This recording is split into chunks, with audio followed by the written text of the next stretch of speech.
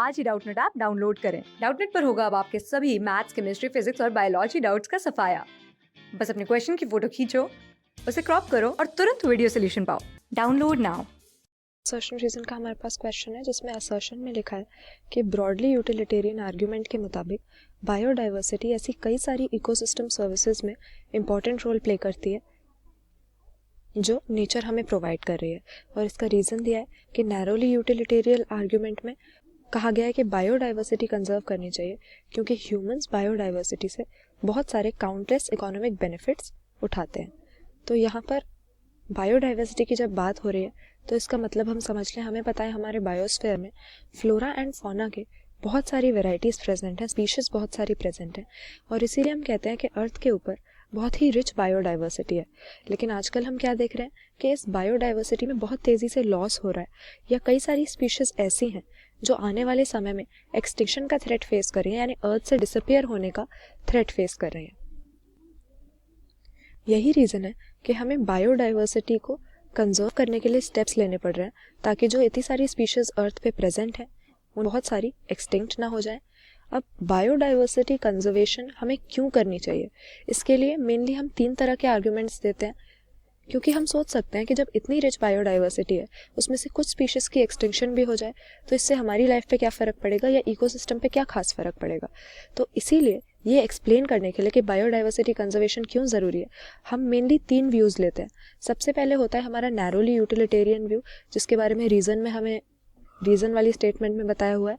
इसमें हम ये देखते हैं कि जो बायोडाइवर्सिटी है, डिफरेंट प्लांट्स और एनिमल्स हैं, उससे हम बहुत सारे इकोनॉमिक बेनिफिट्स डिराइव करते हैं। जैसा कि यहाँ पर लिखा है, डायरेक्ट इकोनॉमिक बेनिफिट्स जो हमें नेचर से मिलते हैं, जैसे कि फूड हमें मिलता है, जो भी हमारी फूड ग्रेन्स हैं, वीट, राइस, मेज, बार्ले।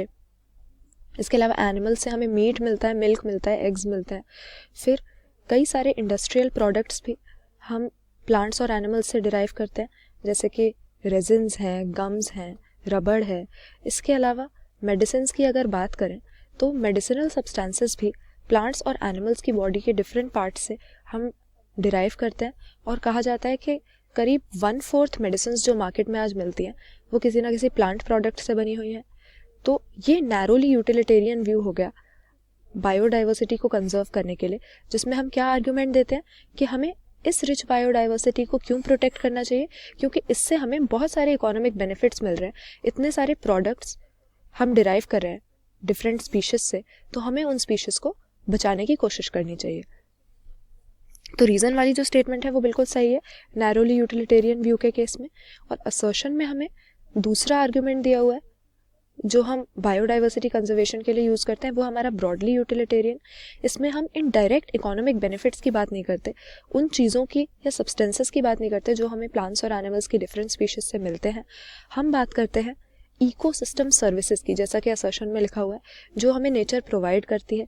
जैसे कि अगर हम बात करें सॉइल फॉर्मेशन की, तो जब भी कोई बेयर रॉक होता है उस पर पहले लाइकन्स ग्रो करते हैं, फिर धीरे धीरे लोअर प्लांट्स, मॉसेस ग्रो करते हैं और एसिड्स रिलीज करके ये इस बेयर रॉक को धीरे धीरे वेदर कर देते हैं और इसे सॉइल बना देते हैं। तो इस तरह की सॉइल फॉर्मेशन अगर ह्यूमन बींग्स को खुद करनी पड़े, ये डिफरेंट स्पीशीज ना प्रेजेंट हो, तो ये हमें कितना महंगा पड़ सकता है। इसके अलावा अगर हम एग्जाम्पल लें इकोसिस्टम सर्विसेज का, तो पॉलिनेशन को देख लीजिए। अब कई सारे एनिमल्स और इंसेक्ट्स ऐसे होते हैं जो कि पर्टिकुलर कुछ फ्लावरिंग प्लांट्स की पॉलिनेशन कराते हैं, यानी उनके फ्लावर्स से पोलन ग्रेन्स को लेकर स्टिग्मा तक पहुंचाते हैं, तब इनकी सेक्सुअल रिप्रोडक्शन की प्रोसेस कंप्लीट होगी और इनकी लाइफ साइकिल कंप्लीट हो पाएगी।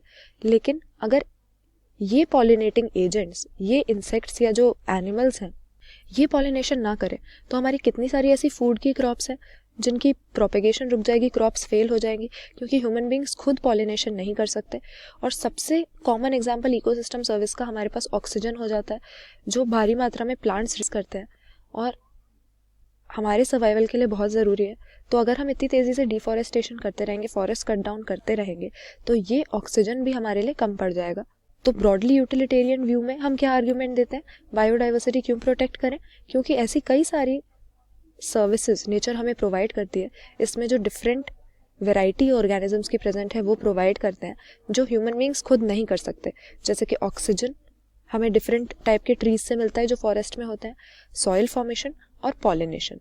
ये सारी ऐसी सर्विसेज हैं जिन पे कोई प्राइस टैग नहीं लग सकता। ह्यूमन बींग्स के लिए ये खुद करना नेचर की हेल्प के बिना या डिफरेंट लिविंग ऑर्गेनिजम्स की हेल्प के बिना इम्पॉसिबल है।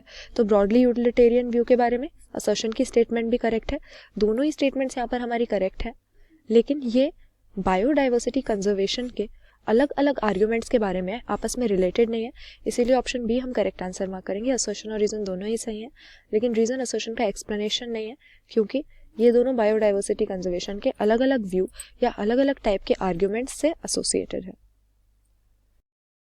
क्लास 6 से 12 से लेके नीट, IIT, जेई मेंस और एडवांस के लेवल तक 10 मिलियन से ज्यादा स्टूडेंट्स का भरोसा। आज ही डाउनलोड करें डाउटनेट ऐप या व्हाट्सएप कीजिए अपने डाउट्स 8400 400 400 पर।